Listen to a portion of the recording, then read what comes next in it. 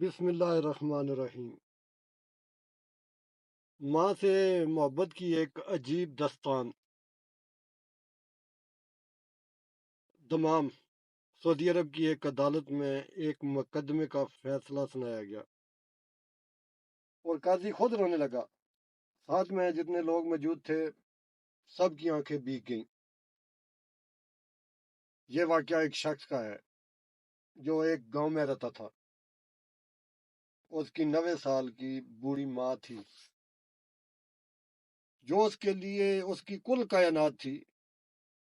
یہ شخص بھی بوڑھا ہو چکا تھا اور غربت میں دن بسر ہو رہے تھے۔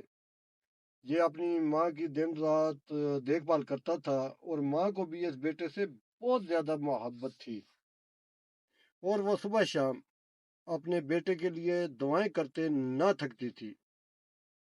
یہ شخص اپنی ماں کی خدمت میں سکون اور آخرت کا اچھا گھر دیکھتا تھا۔ سب کچھ ٹھیک جا رہا تھا کہ دوسرا بیٹا جو شہر میں رہتا تھا وہ اپنی ماں کو لینے آ گیا اور اس کا مطالبہ تھا کہ اتنے عرصے تم نے ماں کو رکھا ہے اور خدمت کی ہے، اب ماں کو میں اپنے پاس رکھوں گا۔ اور یہ اس کے لیے ایسا تھا کہ جیسے کسی نے جان سے بڑھ کر کچھ مانگ لیا ہو۔ اسے اپنی دنیا اجڑتی ہوتی نظر آ رہی تھی۔ اس نے بھائی کو بہت سمجھایا کہ میں ماں کے بنا ایک پل نہیں رہ سکتا، پر اس نے ایک نہ مانی اور اپنی ضد پر اڑا رہا۔ اور یہ معاملہ پنچایت سے ہوتا ہوا عدالت تک پہنچ گیا۔ قاضی نے پہلے کوشش کی کہ دونوں کے بیچ صلح ہو جائے، پر ایسا نہ ہوا تو قاضی نے ماں کو عدالت میں لانے کا کہا۔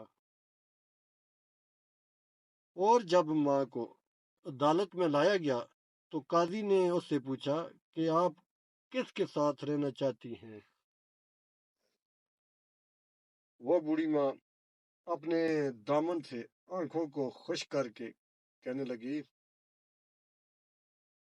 کہ میرے لیے یہ فیصلہ کرنا دشوار ہے۔ یہ دونوں میرے بیٹے ہیں، میری دو آنکھیں ہیں، اور کیسے میں ایک بچے کے حق میں دوسرے کے خلاف فیصلہ کر سکتی ہوں؟ میرے لیے دونوں برابر ہیں۔ قاضی نے اس شخص کی مالی حالت کمزور اور اس کے بھائی کی مالی خوشحالی کے اسباب کو دیکھتے ہوئے چھوٹے بھائی کے حق میں فیصلہ دے دیا۔ قاضی کے فیصلہ سناتے ہی وہ شخص دردناک چیخوں کے ساتھ رونے لگا اور عدالت اس کی آواز سے گونج اٹھی۔ اس کے بلک بلک کر رونے سے قاضی صاحب اور کمرے میں موجود لوگ بھی آنسوؤں کو نہ روک سکے۔ قاضی صاحب روتے ہوئے کرسی سے اٹھے اور کمرے کے لوگ اس شخص سے گلے لگ کر روئے۔ جب اس شخص نے اپنی ماں کے قدموں کو بوسہ دیتے ہوئے رخصت ہونے کی اجازت چاہی، چھوٹے بھائی کی بھی چیخیں نکل گئیں۔ یہ واقعہ پڑھ کر غور کریں کہ جن بوڑھی ماؤں کو اولڈ ہاؤس وغیرہ میں چھوڑ دیا جاتا ہے یا انہیں الگ کر دیا جاتا ہے، تو اگر انہوں نے یہ پڑھ لیا تو ان پر کیا گزرے گی۔ اپنی ماں کو فراموش کر کے بیوی کی ہر جائز اور ناجائز حکم کی فرما برداری کرنے والے سے پڑھیں اور غور کریں کہ اللہ کی کتنی بڑی نعمت کو وہ فراموش کر رہے ہیں۔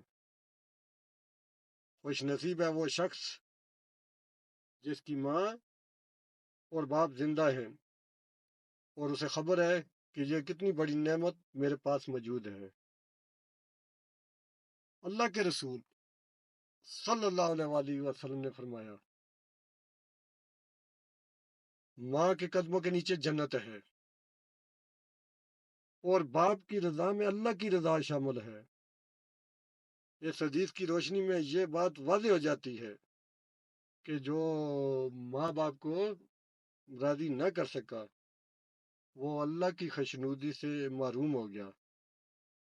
اور جو اللہ کی خوشنودی سے محروم ہوا وہ جنت سے محروم ہوا۔